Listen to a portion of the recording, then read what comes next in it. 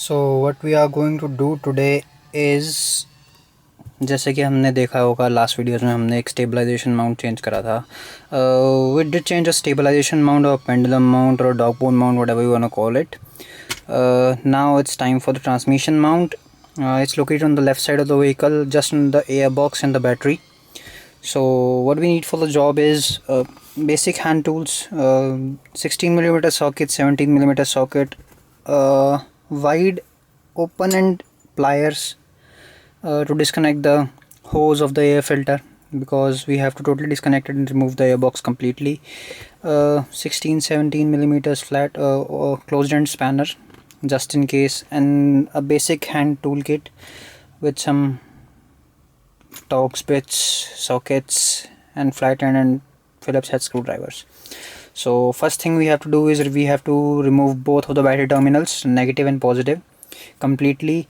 Then we have to remove the battery out of the vehicle, and then we can access, or I should say remove the airbox to proceed ahead.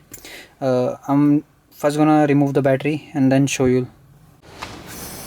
So what I've just did is I disconnected the negative terminal with the 10mm.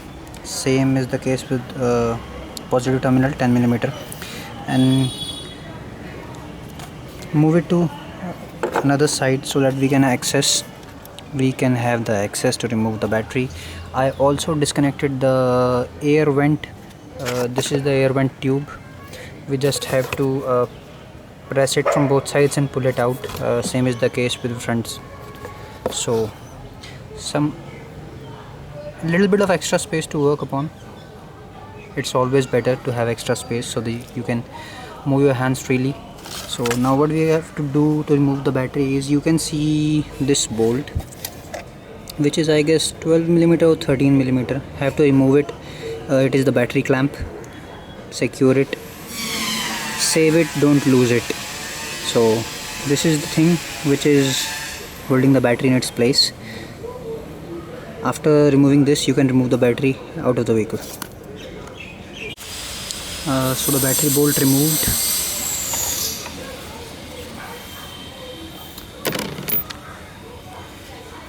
And don't lose this clamp.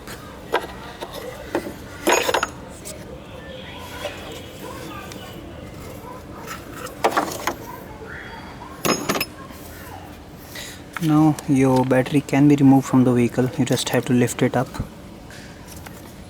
and I'm gonna try to do so. So remove the battery now. What we have to do is disconnect this sensor. This is a vacuum sensor. Disconnect it from this, and after that you have to unbolt this bolt, unscrew this bolt, and place complete sensor with these tubings after removing them from these retainers to a side. So I'm just gonna do it and then show you how it will end up.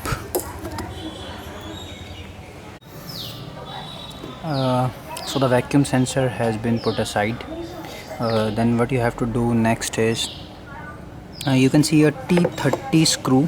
You have to undo this screw and remove it, and after that there is a rubber grommet which is supposed to be pulled out, so it will be easy.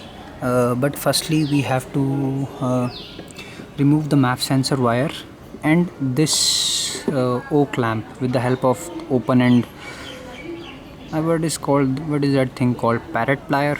With the help of parrot plier, and remove this complete hose away so that we can separate the air box from the engine.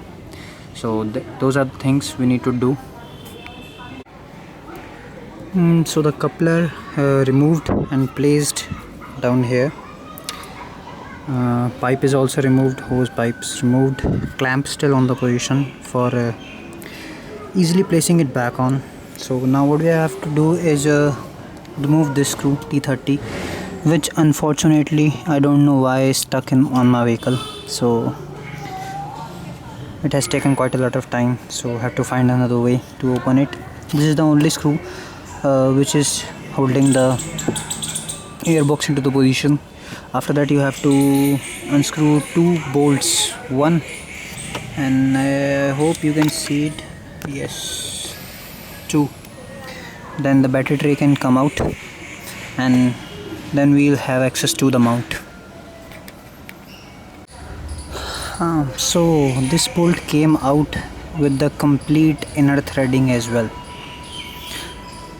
This yellowish part remains inside the plastic as screws, so I guess it got jammed and now it has came out with the complete screws. I'll have to figure out what to do next for this bolt. So next thing to do is remove the airbox, for which what we have to do is simply pull it upwards.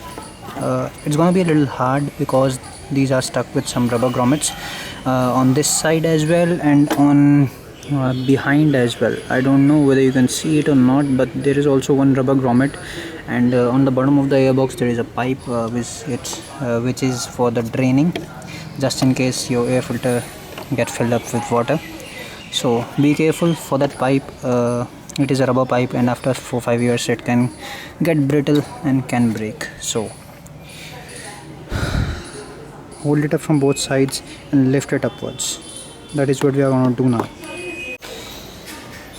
Now airbox unit out as well. One rubber grommet is this one. It was placed here. Okay, we'll put it back in place afterwards. And another one rubber grommet was stuck here. So what we have to do now is there are two more bolts to remove the battery tray. First is this one, and the second is this. So we have to remove both of them and then carry forward with our work. There is one more bolt on the battery tray along with these two down there, but I guess I have to dig it out of the dust and then undo it. So it was quite hidden. Keep that in mind. So finally the battery tray is out after removing that bolt. So we have to remove it out and keep it aside.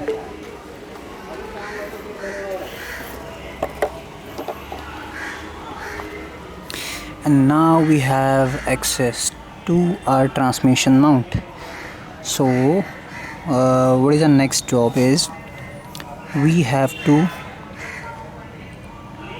support the engine from the lower side of the transmission, so that when we open the bolt of the mounts, the engine doesn't fall off. So this is our work to do. You can use a jack or jack stand, or if you don't have any of these, you can use some brakes to compensate for the jack stands. So what we are going to do today is firstly support the engine, and then we are going to proceed with the opening the bolts. And same as the stabilization or pendulum mount, all the bolts of these transmission mount is 16 mm. So you need one socket transmission with the help of 3 bricks. So keep in mind that you don't have to place it under direct some bolts. Place the support under a surface which is flat or flat as possible. So this is the thing we need to remember. And for these 3 bolts you have to use the socket and socket driver, but these 2 bolts which are gone horizontally inside the body, you have to use a flat end spanner, or closed end spanner, because socket wrench driver will not be able to access the location as it's too tight. So you have to arrange a 16 mm closed end spanner as well. So after supporting the vehicle, you can see I have removed both the front bolts or top bolts. Don't move the vehicle now, because the whole transmission is on just the support of bricks. Don't move it. So now remove you 1, 2 and 3 bolts and place the new mount back in. So all the bolts are out now.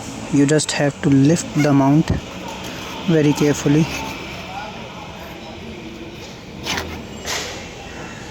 And your mount is out.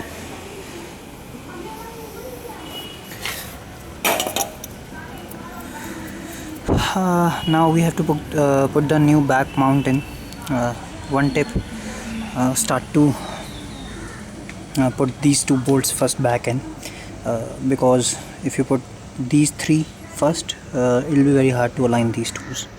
So I'm gonna put the new one in and show you. Now the mount is secured in the new mount is secured in its position. I firstly place these 2, align these 2 bolts properly and hand tighten it. Then I align these 2s, and then at the last I did this one. So this is the way how you do a mount. Although doing mount is not a big thing, but getting to the mount is kind of big thing here. So this is how we do a mount. Signing off for today. The rest of the things you just have to repeat the same all of those same thing in the reverse pattern. So meet you in the next video. Bye bye.